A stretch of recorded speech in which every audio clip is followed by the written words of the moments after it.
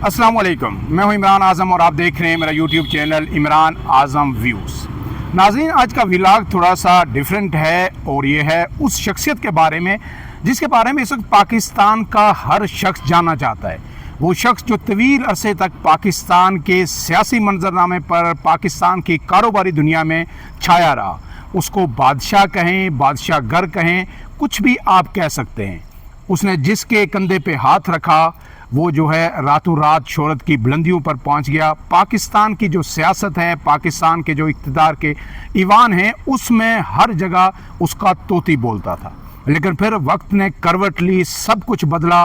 वो शख्स जिसने इस मुल्क के अंदर लाखों लोगों को घर दिया, छत फराम की, आज वो अपने घर से महरूम है, यानी वो अपने पाकिस्तान, अपने मुल्क में मौजूद नहीं है। और तवील अरसा ऐसे एक आप कह सकते हैं कि जबरन जिला वतनी की जो है वो ज़िंदगी गुजार रहा है। आप अगर नहीं समझे तो मैं आपको बता देता हूँ, उस शख्स का नाम है मलक रियाज। और मलक रियाज और बैरिया टाउन लाजम व मलजूम हैं। एक ऐसा सेटअप बैरिया टाउन लोगों को ऐसा नया लिविंग स्टैंडर्ड पाकिस्तान में मुतारफ़ करवाया कि मलक रियाज साउथ एशिया के सबसे बड़े जो रियल स्टेट डेवलपर बन गए। आज हमारे साथ मौजूद हैं उन्हीं के अदारे से वाबस्ता हमारे दोस्त जनाब अदनान साहब डायरेक्टर हार्टिकल्चर हैं और तकरीबन गुज़श्ता 25 साल से वो बैरिया टाउन के साथ जुड़े हुए हैं। इन्होंने बड़े करीब से मलक रियाज साहब को देखा, बैरिया टाउन की जो एम्पायर ये जो खड़ी हुई है इसको बनते देखा।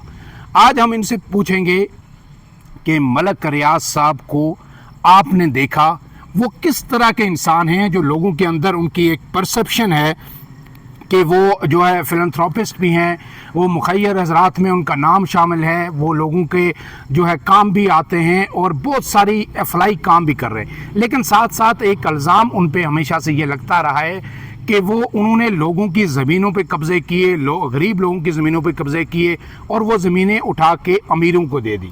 अदनान साहब, आपका इस पे इंटेक क्या है? मलक रियाज साहब को as a person, as a businessman आपने कैसा पाया?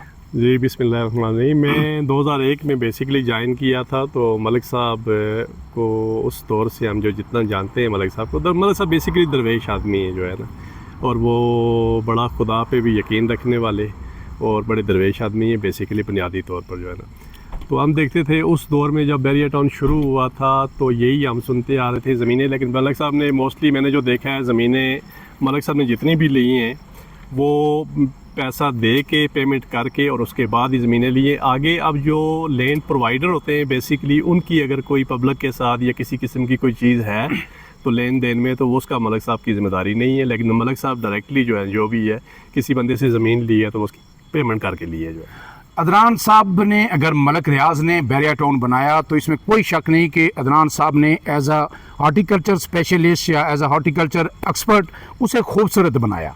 अदनान साहब, ये बताएं कि इस वक्त बैरिया टाउन के ऑपरेशंस हर जगह ये रिपोर्ट हो रहा है कि बुरी तरह मुतासर हो रहे हैं। जो कुछ हो रहा है, जिस तरह आपका ऑफिस भी ऑलमोस्ट वो बंद है, बार बार छापे भी पड़ रहे हैं, रिकॉर्ड आपका बहुत हद तक जो है जब्त कर लिया अदारों ने।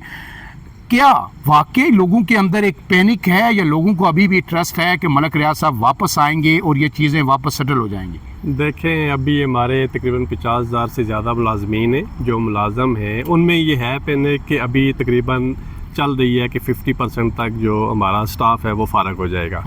उसके अब अल्टीमेटली हमारी जो क्वालिटी सर्विसेज हम प्रोवाइड कर रहे थे उस पर लोगों पे भी फ़र्क पड़ेगा उन चीज़ों का, कि बैरिया टाउन के जो रेजिडेंट्स हैं उनको वो चीज़ें उस तरह नहीं मिलेंगी जिस तरह पहले मिल रही थी जो है ना। तो हमारे ऑपरेशन हुए मुतासर, लेकिन अभी ये है कि मलिक साहब कोशिश कर रहे हैं कि अपने पर्सनल अकाउंट से, पर्सनल रिसोर्सेज से अभी तक जितना भी है वो चाह रहे हैं कि कोई भी आदमी बेरोज़गार ना हो। उसको बचाने के लिए बेरोज़गारी से ऑफिस में फ़िलहाल वो कोशिश कर रहे हैं कि बंदों को रिटेन रखें।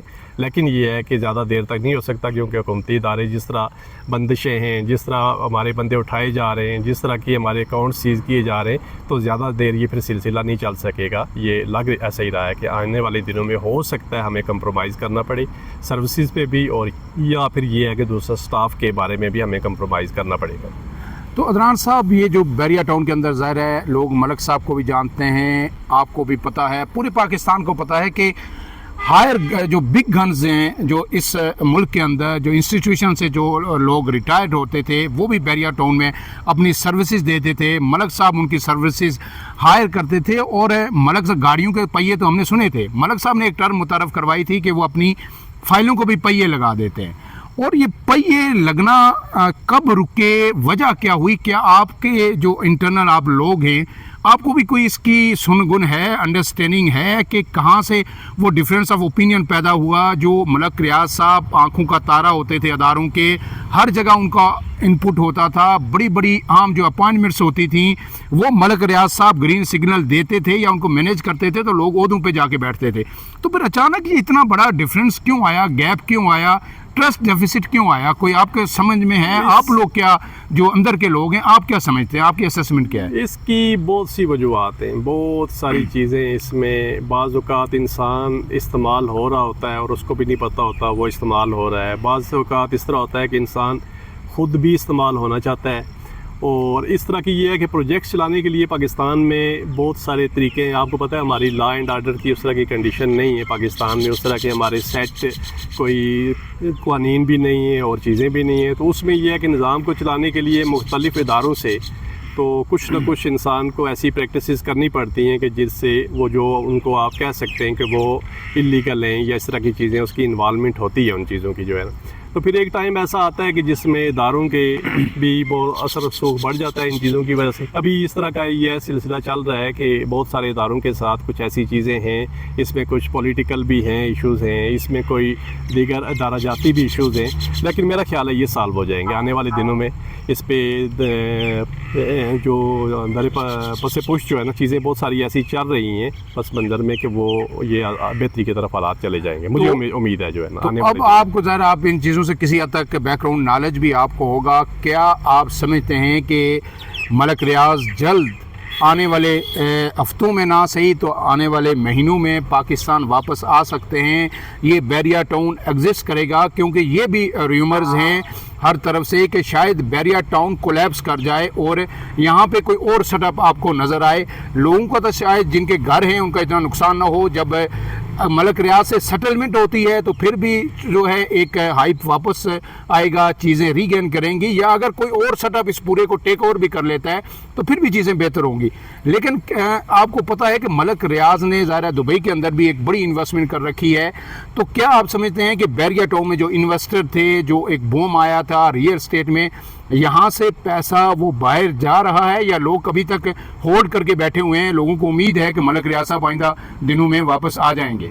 जी, आपने देखा होगा कि मुख्तलिफ़ ममालिक में इन्वेस्टर्स को बिल्कुल लाडले बच्चे की तरह रखा जाता है, उसकी केयर की जाती है। और इन्वेस्टर को लाने के लिए ममालिक भी और लोग भी, अवाम भी बड़ी जदोजहद करते हैं। तो हमें अल्लाह ताला ने नवाजा हुआ था मलक रियाज की शक्ल में, एक इतनी बड़ी इन्वेस्टमेंट हमारे पास अल्लाह ने खुद ब खुद हमें दे दी हुई थी।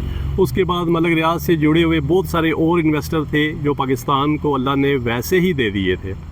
हमारी इंडस्ट्री चल रही थी, हमारी संदें चल रही थी, एक बूम था, सारे लोग बेरोज़गार। अभी ये सारे लोग बेरोज़गार हो जाते हैं, सपोज़ 50,000 बंदा आपका बेरोज़गार हो जाता है, ये आप ख़ानदान देखें कितने बनते हैं, तो ये बोझ किस पे पड़ेगा? मुल्क पे पड़ेगा या मलक रियाज पे पड़ेगा?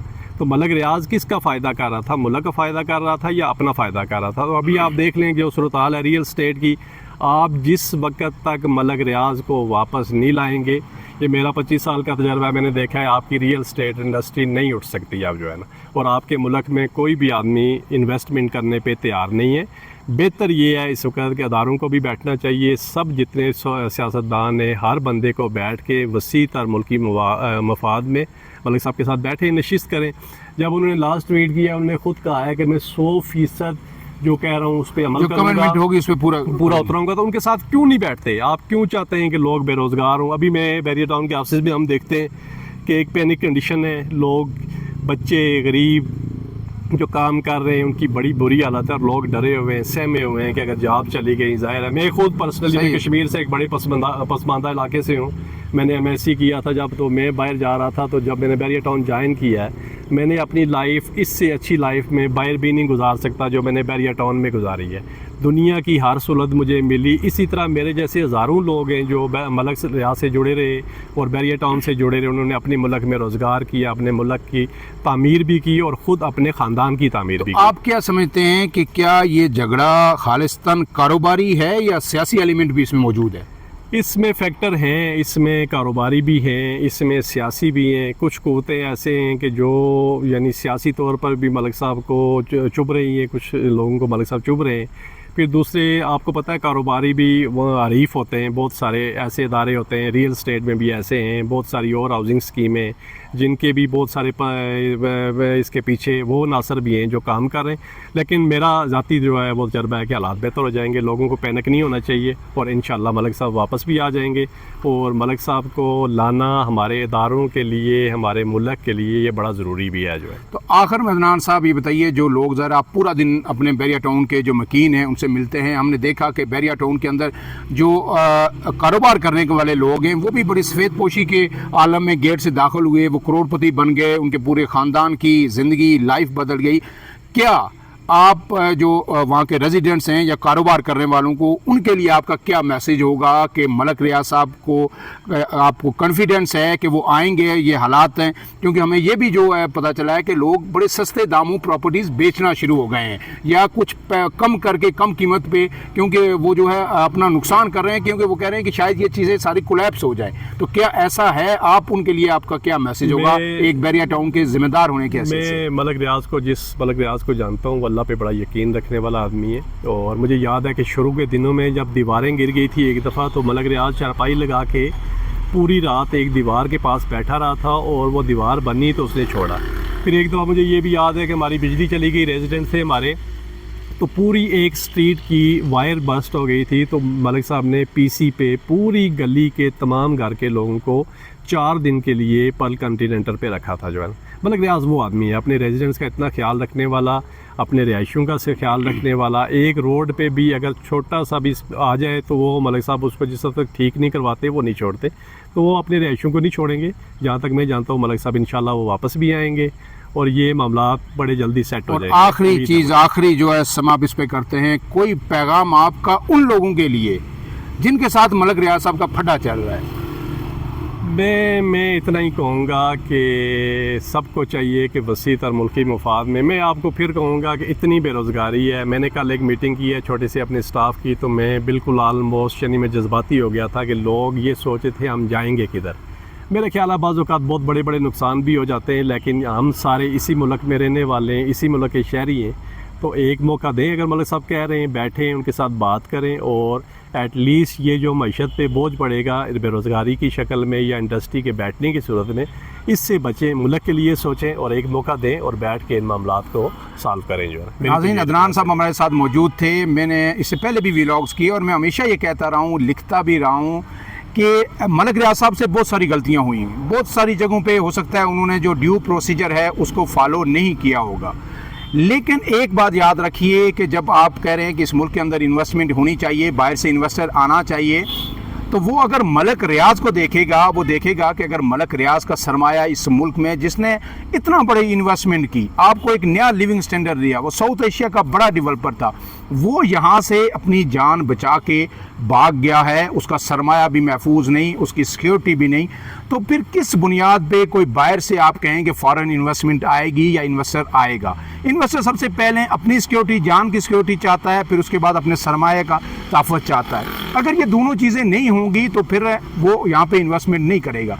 दूसरा नुकता मेरा हमेशा से ये रहा है कि अगर मलक रियाज का जो दुबई का प्रोजेक्ट है वो सिर्फ पाकिस्तानियों के लिए नहीं है, वो पूरी दुनिया के लिए है। दुबई के साथ उसके जो है तल्लुकात हैं, उस बुनियाद पर वो प्रोजेक्ट लॉन्च हो रहा है। अगर आप उसको या हमारी रियासत उसको नाकाम करने की कोशिश करेगी, उसके खिलाफ जो है कोई प्रोपेगेंडा करेगी या उसको डिफेम करने की कोशिश करेगी, वहाँ पे इन्वेस्टमेंट से लोगों को रोकेगी, तो फिर उसका असर पूरी दुनिया पे पड़ेगा जहाँ जहाँ से इन्वेस्टर वहाँ पे आ रहे हैं। और अगर वो प्रोजेक्ट फ्लॉप होगा तो फिर हमारे उन ममालिक के साथ, यूएई के साथ ताल्लुकात भी मुतासर हो सकते हैं। तो ये बड़ी बारीक बीनी से हमें सूरत हाल का जायज़ा लेना चाहिए और हमें तवक्को रखनी चाहिए कि मलक रियाज के साथ जो भी टर्म्स एंड कंडीशन रियासत तय करती है, जो भी उनसे वायलेशन हुई है उस पर उनको जुर्फाइन होता है, जुर्माना होता है, करके उनको एक दफ़ा चीज़ों को सेटल करके उनको वापस पाकिस्तान आने दिया जाए, ताकि इस मुल्क के अंदर रियल स्टेट और इससे जुड़ी 40 से जो 50 अलाइड इंडस्ट्रीज़ हैं उनका पहिया भी जो है दोबारा चले और उस मुल्क में जो एक कॉन्फिडेंस है जो इन्वेस्टर का, वो एक मरतबा फिर वापस आए। फ़िलहाल के लिए इतना ही। इमरान आज़म को दीजिए इजाज़त। अल्लाह हाफ़िज़।